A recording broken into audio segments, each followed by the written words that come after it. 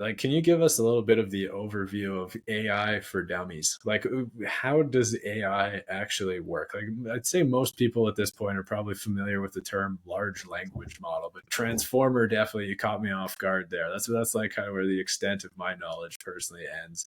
Like backing up, like how does this actually function?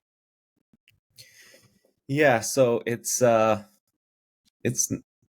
sort of bring it down to a very like layman's terms is not an easy feat, but essentially what's happening is um the data that the models use is think of it as examples, right? Each data point is an example, um, and patterns among linked data start to emerge when where humans did not perceive them before. So what's happening is uh, there's a thing called a neural network, which is basically a specific kind of learning from the patterns of the data in a way that simulates how our neurons in our brain are connected, actually. And there's a lot of what's called sort of statistical predictions, heuristics, and different combinations of statistical models that are happening in the linked data, um, where when you get to such a large volume of data, the models become such complex statistical predictions on their own just because of how the neural networks are formed, that it learns in a way that is similar to how we learn as humans, right? Like essentially it's that cognitive tasks.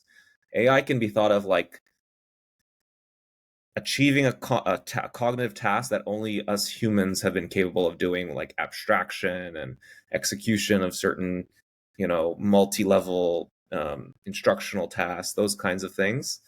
In the past, if you were just that regular computer software, think of all the if-then statements that you'd have to write down to account for all the different options you as a human can do when you're doing all these cognitive tasks, right? It's essentially infinite. So what these neural networks are simulating what our neural cortex is doing when it's sort of deducing at a statistical level what the most likely predicted outcome should be. I know it's like complex, but I think doctors, who are watching this, they get what's going on in the neural cortex. Yeah, I kind of half get it. Like taking it back a few years, they would take AI and train it to play a game, right? So I remember when the AI first beat Gary Kasparov at chess, and it was like, holy smokes, this is crazy. Or you think about any other like closed system where there's like a clear endpoint win condition, and then just repeating again and again by trial and error. The computer program figures out what is right and what is wrong. And then Yeah. when you extrapolate that out, then fast forward a year or two, and then it started being able to play like more complex games where it wasn't as closed of a system like StarCraft. And, the AI started being able to beat the top players at that, where there's a whole ton of things going on at once and multitasking. And now it's at the point where it can just talk to you. And it seems like it's just guessing the next word based on the statistical probability of what it read the next word was after it reviewed like a billion web pages. Is that essentially how it boils down? Yeah. It is like representing, the likely next word or outcome that we as humans expected it would represent. It's like a hive mind. It's wild. Okay, and then what are the actual pieces of an AI tool like Mutuo? Sort of taking a look at the actual tech stack. So, what is a transformer? What's a large language model? What other components are actually needed to work together to build a tool that is capable of listening to you and a patient and then summarizing the language into a soap note, for example? Hmm. Yeah. So Large language model is like is a linguistic based version of a transformer. Transformer is like the catch-all term for this enormous combination of data and the statistical tools I just talked about, organized in a specific novel way. And so that could be like for imaging data, right? That's a different kind of data set. But large language models specifically around language, and there's a lot of optimization that needs to happen for different languages. Obviously, the semantics and syntax per language is very different.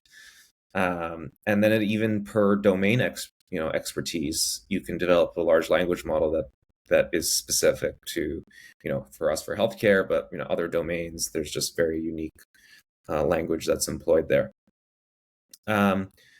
In Mutuo, we have a pipeline where within the pipeline we're intaking the dialogue data, and we're converting obviously the audio to speech to text, so converting to text representation of the dialogue. Then we feed it into our pipeline, and in that pipeline we're applying a fine-tuned version of a specific kind of large language model, where we're getting a prediction on so that obviously in the doctor's patient conversation we're doing like layman's terms, patient-friendly language. We're not using all the technical jargon that we would write in our medical notes, so predicting the corresponding medical jargon from that.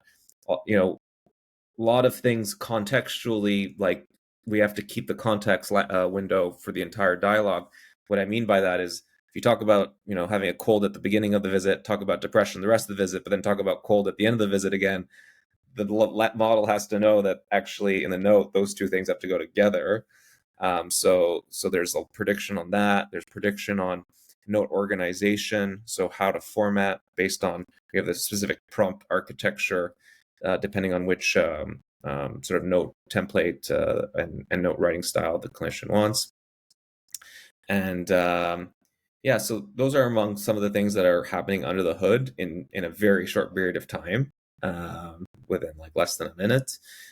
So that just by what's seen on the user interface for the doctor's purpose, they're just seeing like a final note predicted.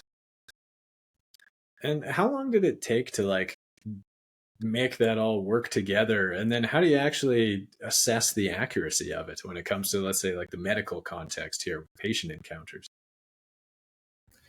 Yeah, I mean, it was a lot of trial and error. We had our initial data set where we were just sort of hoping, like, based on the content of that data, let's get some, try and get this accurate enough. And it, obviously that we use like 10K back when we started our research, 10,000 examples of conversations, which is like a drop in the bucket, but it's enough for a transformer to figure it out. But I would say the more data we've added and the more the models themselves have improved with time, we started to always re-engineer, re-architect to enable more flexibility in sort of analysis of that dialogue data, and also customizability. So doctors can now customize sort of like preferences on how they want the note to be.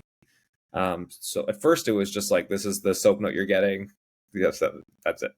But now we can build in a lot of flexibility. Like some doctors actually prefer to keep the layman's terms in like quotations, and so we can prime the AI to do that, versus no, they just want like super brief acronym only, like 3-letter words, so many preferences we have to count for, but we've built that in into the system over time.